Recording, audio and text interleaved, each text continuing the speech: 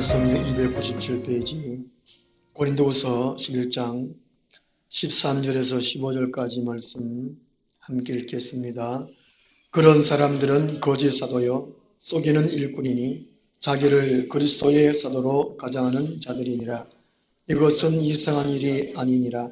사탄도 자기를 강령의 천사로 가장하나니 그러므로 사탄의 일꾼들도 자기를 의의 일꾼으로 가장하는 것이 또한 대단한 일이 아니니라.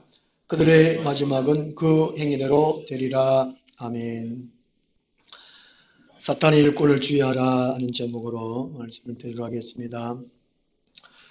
8월 19일 날 인터넷 뉴스에 난 것입니다. 기사 제목이 하늘에서 로또가 떨어진다. 브라질 마을에 운석 쏟아져. 혹시 보신 분 계신지 모르겠지만 브라질 마을에 하늘에서 이제 운석이 수백 개 막 떨어졌다는 겁니다. 그래서 가까운 미국에서나 이게 운석 수집가들이 모여들었다고 합니다. 제일 큰 것이 40kg, 꽤 크지요. 그걸 한 3,200만 원에 팔았답니다. 또 산 사람이 있다고 그러죠. 그리고 하여튼 키로수에 따라서 100만 원 넘게 팔고 그런 일이 있었다고 합니다. 댓글에 보니까요, 이렇게 해놨어요. 교인들 머리에 한 개씩 떨어져라. 엄청 큰 걸로. 교회 가시면 욕을 먹어도 참 많이 욕먹는 것 같습니다. 이게 하늘에서 이게 운석이 떨어지는 거, 작은 건 괜찮겠죠. 한두 개 정도는 괜찮겠지만 40kg도 이게 참 꽤 큰데 사람 머리에 맞으면 그대로 즉사할 거 아니겠습니까? 근데 이게 요한계시록 6장 13절에 여섯째 인시대에 하늘의 별들이 무화과나무가 대풍에 흔들려 설익은 열매가 떨어지는 것 같이 땅에 떨어진다는 것이 있습니다. 아마 이 전조 현상이 아니겠는가 하는 것이죠. 마지막 때를 알리는 징조라는 것이죠. 이 세상 사람들아, 그냥 이렇게 살아서는 안 된다. 정신 차려라. 하나님을 찾아라. 하나님께 돌아오라. 그런 신호라는 것이죠. 그리고 이 마지막 때에 특별히 우리 교회가 주의할 것이 이 사탄의 일꾼입니다. 요한계시록 13장에 보면 두 짐승 이야기가 나옵니다. 한 짐승은 바다에서 나오는 짐승, 세상 권력을 얘기합니다. 짐승들의 통치 시대죠. 땅에서 올라오는 짐승이 있습니다. 이것은 교회를 어지럽히고 방해하고 하는 이 거짓 선지자들을 가리킨다는 것이죠. 이 마지막 때에 거짓 선지자들이 교회에 판을 칩니다. 하나님의 진리를 어지럽힌다는 것이죠. 특별히 주의를 해야 됩니다. 마태복음 24장에서도 종말에 어떤 일이 있으리까 하는 질문에 예수님께서도 맨 먼저 일어나는 일들이 거짓 선지자를 주의하라. 그것도 또 쭉 마지막 때 일어날 일들을 말씀하시고 난 다음에 마태복음 24장 24절에 이 마지막 때에 참 종들은 능력을 행하지 못하는 것 같아요. 사탄의 종들이 이 표적을 일으키고 기적을 일으키고 사람들을 미혹한다는 것입니다. 그러니까 오늘 이 교회 안에 사탄의 일꾼들을 주의하고 우리의 믿음을 지켜야 한다는 것이지요. 하나님은 이 타락한 세상 속에서 사탄이 장악한 이 세상 속에서 하나님 나라를 세우기 위해서 일꾼을 세우십니다. 하나님이 택하시고 훈련하시고 쓰시고자 하는 일꾼을 세우신다는 것이죠. 그런데 이 사탄도 그들의 목적을 위해서 사탄이 일꾼을 세운다는 것입니다. 이 보면 13절에는 속이는 일꾼, 그리고 이제 14절에는 강명의 천사로 가정하고 15절에는 사탄의 일꾼. 그 특징이 속이고 가장하는 거죠. 그런 척, 아닌 척, 이렇게 이제 한다는 것이죠. 이 사탄의 기호는 많이 들어서 아시겠습니다만은 에스겔서 28장에 루시퍼라는 전사가 타락해서 이게 사탄이 되었습니다. 그리고 그 추종하는 세력들, 하늘의 천사 3분의 1, 요한계시록 12장에서 말씀합니다. 사탄과 그 추종하는 천사들 3분의 1 땅으로 쫓겨나왔습니다. 그리고 이 쫓겨난 땅에 있는 이 악한 영들이 교회를 대적하려고 준비하고 있다는 것이죠. 하나님의 계명을 지키는 사람들, 예수님의 증거를 가진 사람들을, 이 사람들과 싸우기 위해서 사탄이 딱 준비하고 있는 모습이 요한계시록 12장 17절에 있다는 것입니다. 그리고 이 사탄이 직접 하는 것도 있지만 사람을 택한다는 것입니다. 잠언 16장 4절에 여호와께서 온갖 것을 그 쓰임에 적당하게 지으셨나니 악인도 악한 날에 적당하게 하셨느니라. 하나님도 사람을 택해서 하나님 일을 하시지만 사탄도 사람을 택해가지고 사탄이 쓴다는 것이죠. 쓴다는 것.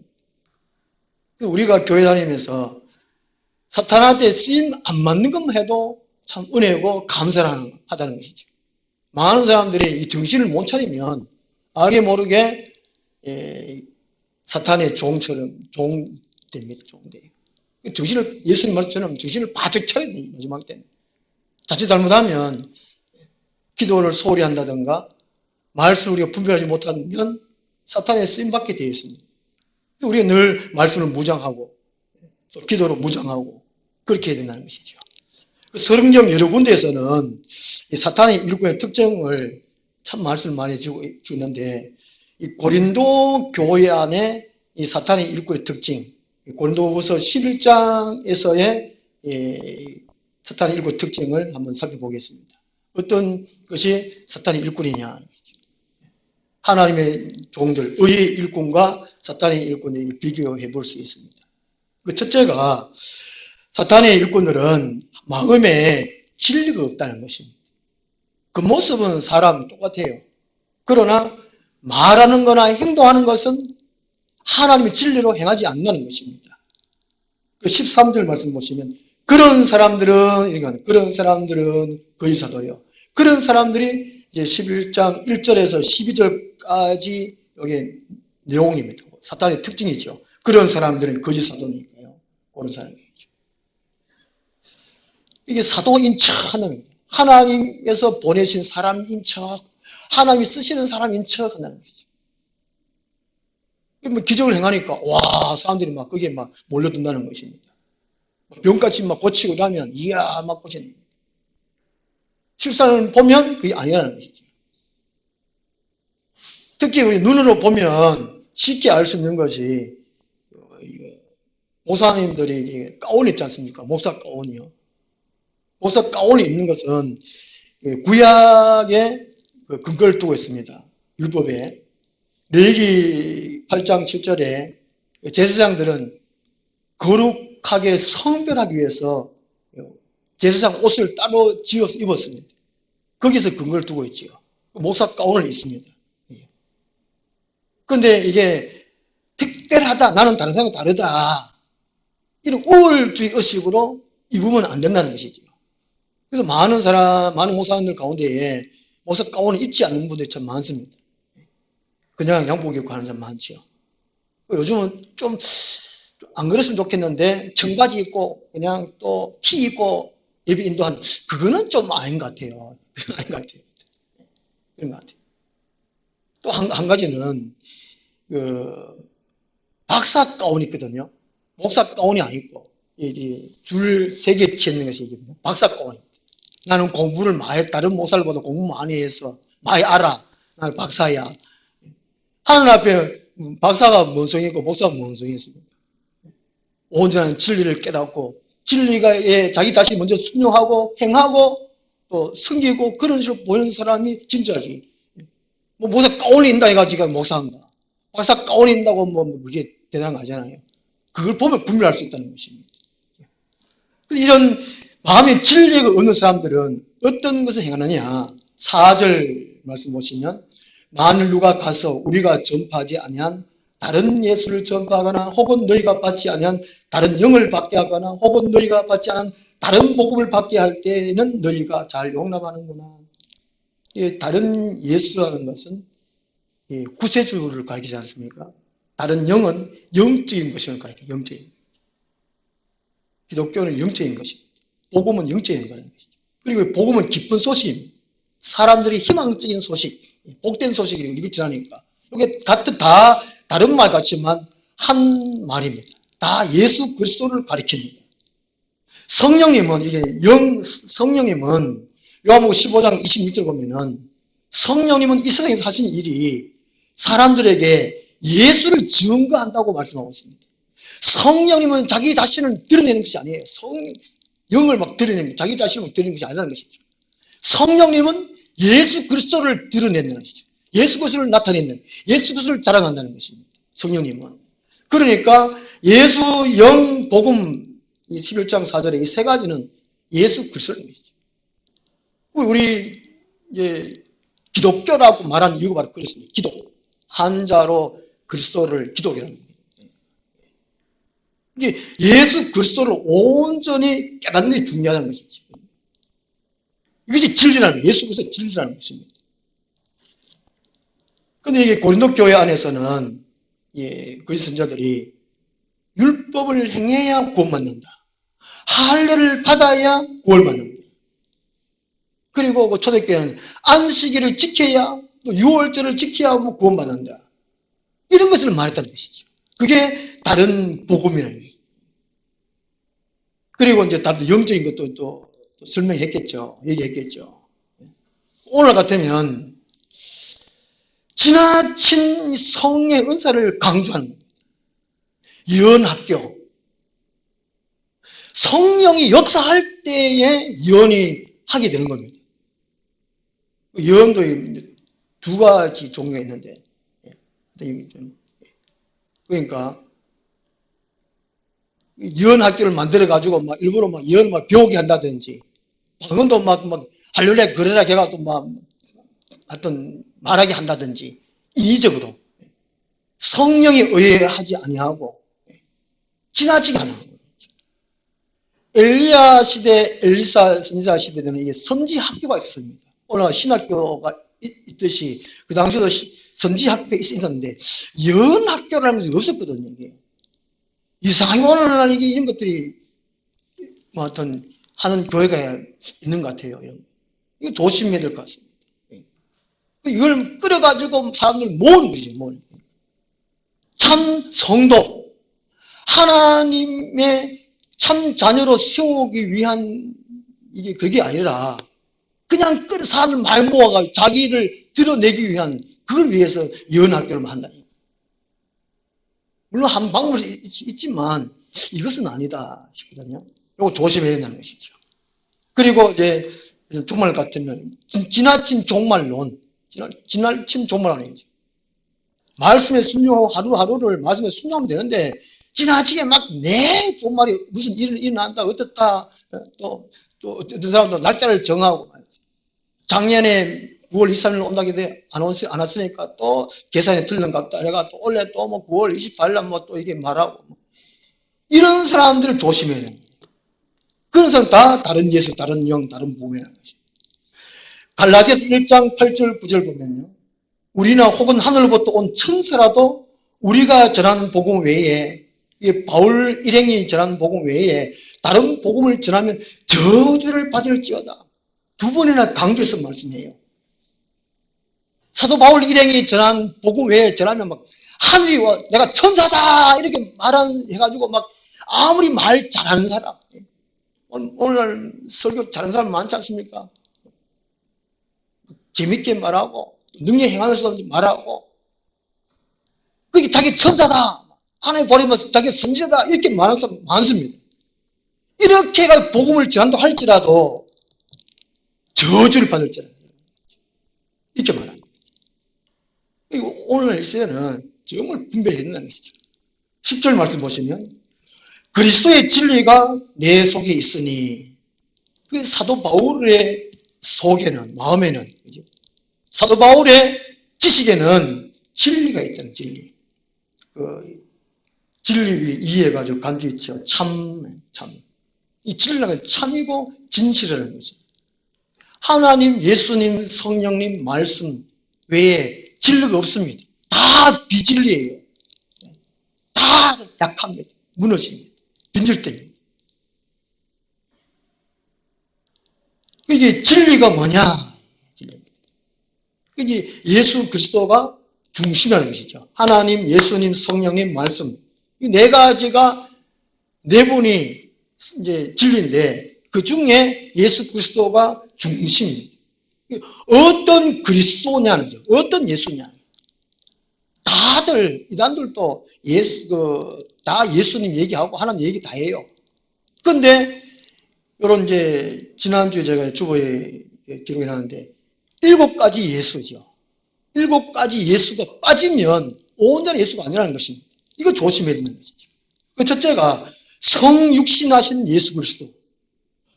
예수님이 육체로 오신 것을 부인하면 안 된다는 것입니다. 그 다음 두 번째는 사랑으로 섬기며 사시는 예수 그리스도. 사랑으로 섬기는 예수님. 이걸 많이 얘기를 안 해요.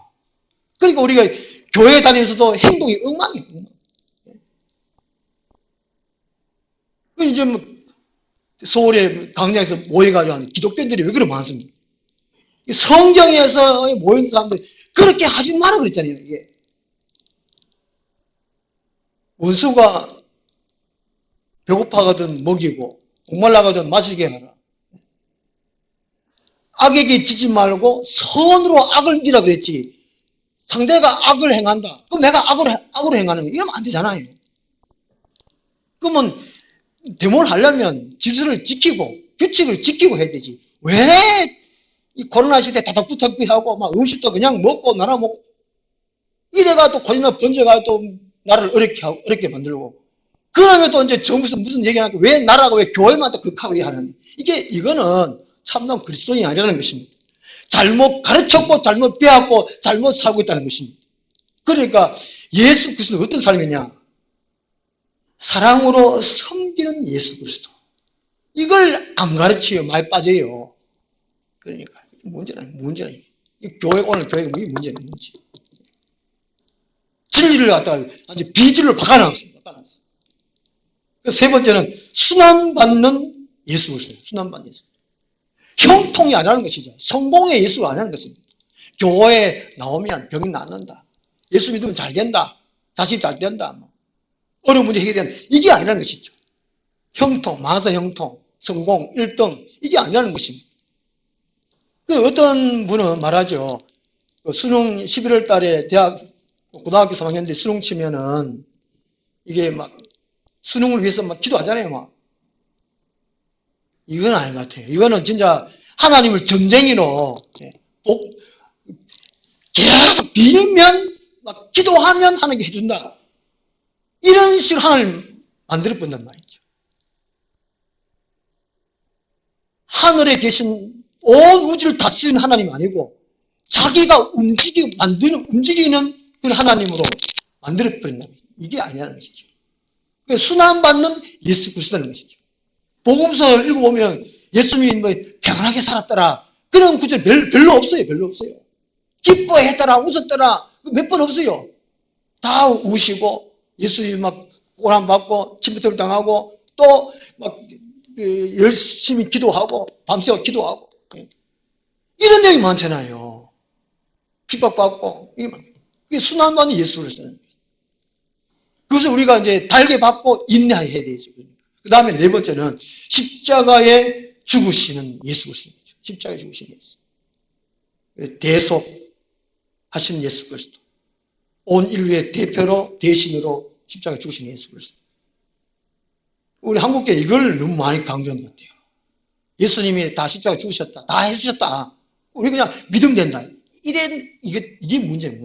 그 다음에 다섯 번째는 부활하신 예수 그리스도죠. 부활하신 예수. 그러니까 또 어떤 사람들 이것도 강조하죠. 부활하신 예수 그리스도. 왜 죽은 예수만 전하냐? 이제 부활을 계속 전해야지 뭐. 또 이것도 강조합니다. 다른 건 좀 빼보고. 여섯 번째는 승천하신 예수 그리스도. 우리가 이제 소망을 가지죠. 예수님이 이 땅에 행하셨는데 예수 어디 가셨나? 예수님 승천하셨다. 부활하시고 난 다음에 승천하셨다. 이거를 말해야 돼요. 그 다음에 일곱 번째는 재림 예수죠. 재림 예수. 다시 오실 예수 그리스도. 이거 일곱 가지 예수 그리스도 빠지면 온전히 예수 그리스도가 아니라는 것입니다. 메시아가 아니라는 것이죠. 이거를 교회를 가르치는 됩니다. 사도 바울이 이것을 가르쳤습니다. 이런 예수 그리스도가 사도 바울의 마음속에 있었고, 그리고 11절 4절 말씀에 다른 예수라는 거죠. 이거 왜 안 하면 다른 예수. 갈라디아 교회들은 이걸 빼버리니까 하늘에 온 천사라도 이걸 복음을 전하면 저주를 받을지다 막 저주. 얼마나 바울이 막 화가 나가지고 사람들이 구원을 받지 못하잖아요. 잘못된 예수를 가르치면. 이 일곱 가지 예수를 가르치면 성경 66권의 시대적 흐름을 파악할 수 있어요. 하나님이 세상을 향한 경영, 계획, 뜻을 우리가 이해할 수 있습니다. 그렇게 예배 드릴 때는 거룩한 척, 믿는 척, 생활은 엉망이에요, 지금. 하나님 뜻을 모르니까, 성을 모르니까 그렇죠. 이 일곱 가지를 예수 그리스도를 알고 성경을 통해 전체 흐름을 알 때에 우리가 믿음의 기초 위에 든든히 설 수 있습니다. 겸손할 수 있고 예수 그리스도의 사랑으로 살 수 있고 예수 그리스도의 지혜로 능력으로 살 수 있습니다. 안 그러니까 지혜도 없고 능력도 없잖아요. 찬송곡 546장 주님 약속하신 말씀 위에서 영원토록 주를 찬양하리라. 소리 높여 주께 영광 돌리며 약속 믿고 굳게 서리라. 굳게 서리. 찬송이잖아요. 이게 주님이 약속하신 말씀 그 말씀에서 굳게 서야 돼요. 돈이 좀 모이면 좋다 이게 돈 없고 아이고 이게 하나님 계시네 없으니 몸 아프고 건강하면 지멋대로 살다가 몸 아프면 아이고 이거 하나님 이게 그렇습니까? 온전한 진리가 있고 없거나 진리. 이게 사탄의 일곱 특징은 진리가 없습니다. 마음에 진리가 없습니다. 그 다음에 사탄의 일곱 특징이 두 번째는 돈을 요구합니다. 9절 말씀 보시면 또 내가 너희와 함께 있을 때 비용이 부족하였을 때 아무에게도 누를 끼치 아니하였으면 마게도니아에서 온 형제들이 나의 부족한 것을 보충하였습니다. 내가 모든 일에 너희에게 피해를 끼치지 않게 하여 스스로 조심하였고 또 조심하리라. 이 바울이 이제 선교하면서 돈이 필요했습니다. 자기가 스스로 장막업을 해가 돈을 벌어와서 자기와 자기 함께 있는 사람들을 먹고 살고 또 선교하고 그렇게 했거든요. 그런데 그러다 또 돈이 또 모자랄 거란 말이죠. 이제 마게도냐 교회, 빌립보 교회입니다. 선교 헌금을 많이 해주셨습니다. 이런 가운데 이제 다른 교회에서는 자발적으로 헌금했는데 거짓 선지자들은 바울이 돈 때문인 거 아닌가 이런 말을 했다는 것입니다. 이런 말을 안 했다는 거예요. 이제 바울은 이제 돈에 대해서는 청렴하다. 돈에 대해서 내가 조심하고 조심했다. 이렇게 말하는 것입니다.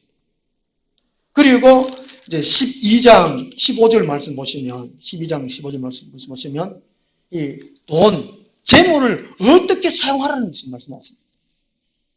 자기가 잘 먹고 잘 살기 위해서 다른 사람은 나왔다 우울하게 보여서 돈을 벌고 그걸 사용하지 말라는 것이지요. 본도후서 12장 15절에 내가 너희 영혼을 위하여 크게 기뻐함으로 재물을 사용하고 이렇게 말씀하고 있습니다.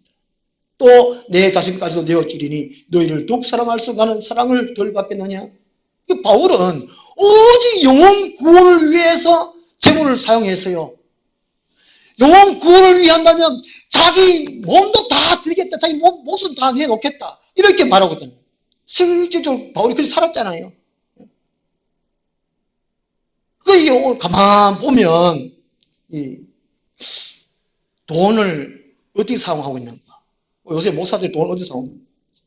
사탄의 일꾼들은 좋은 집, 비싼 자동차, 호텔 음식 뭐 다는 알겠지만 이게 보면요. 저도 이제 하여튼 30 목회하는 동안에 그래요. 목사들 가운데에 시골교회 목회한 사람들도 보조 받아가지고 자동차라면 비싼 차 타고 타는 사람 봤어요. 좀 큰 교회 있으면 호텔 음식 가요. 가슴이 아파요. 누가복음 16장 14절 보면 바리새인들은 돈을 좋아하는지라. 바리새인은 율법을 알고 있었습니다. 그런데 백성들의 피를 빨아먹고 사는 거예요. 돈을 좋아하는 거예요. 목회자들도 사탄의 일꾼들도 그렇다는 것이지요. 교인들의 헌금을 거의 막 참지 않아요. 칼 안 든 도둑놈 이런 표현도 하잖아요. 양복 입은 뭐 무당 이런 표현도 하기도 하고. 돈을 막 거두차요.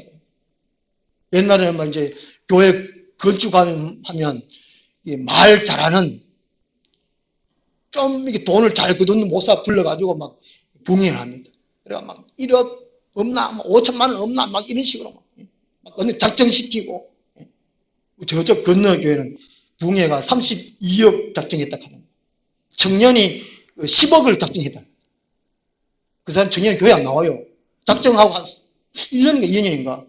이게 한 달에 얼마씩 교회 이제 그 작정 깜빡하다가 안 되니까 교회 안 댕긴다니까. 영혼 구원 못 받잖아요. 떨어져 버렸어요. 이게 뭐 이게 목사입니까 이게. 또 임직하면 또 뭐 우리나라 대형 교회를 못합니다. 장로하려면 1억을 내야 돼요.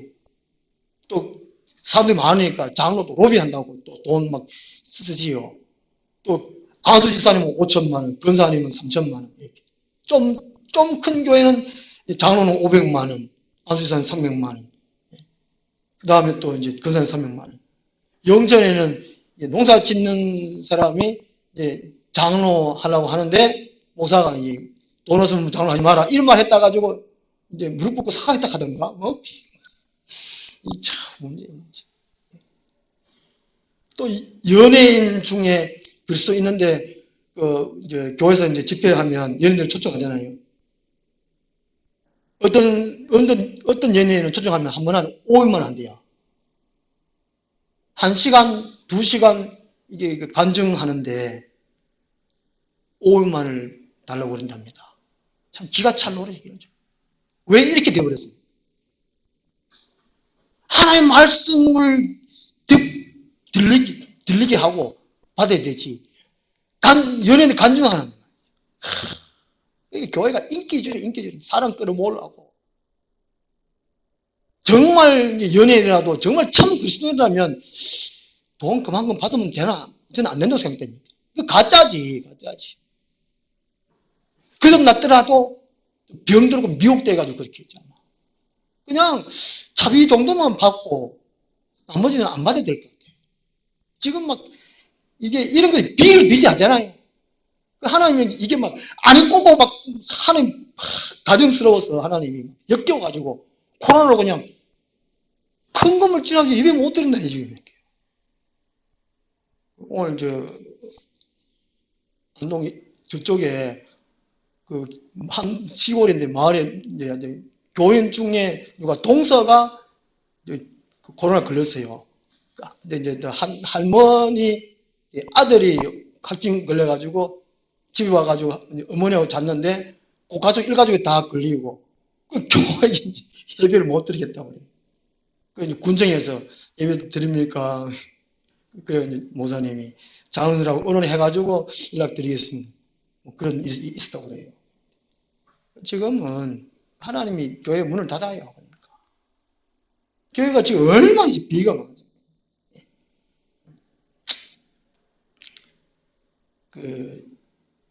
붕해하는데 제가 이제 어느 게 붕해하는데 참석해가지고 몇 년 전에 또 목사니까 강사님 이제 정신 대접한다고 거기 오락해가지고 갔습니다. 뭐 자기들끼리 이제 얘기하는 거 들어갔습니다. 5시간이죠. 월 저녁, 화요일 저녁, 수요 저녁. 화요일 낮에, 수요일 낮에 5시간. 5시간 하는데 기본이 1,000만 원, 1,000만 원. 부흥의 강사비가. 안 그러면 안 간대요. 제가 듣는데 막 열불 나가지고 막 진짜 예수님 같은 성전 끄덕끄덕 하듯이 막 그런 마음을 얼마나 듣는지. 이게 야,